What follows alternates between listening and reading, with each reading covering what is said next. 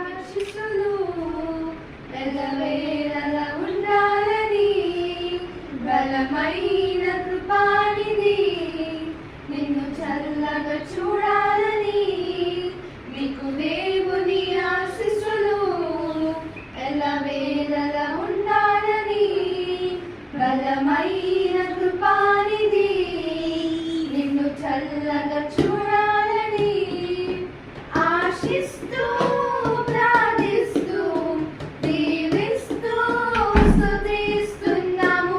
ఆశిస్తూ ప్రార్థిస్తూ దీవిస్తూ స్తుతిస్తున్నాము. We wish you happy birthday.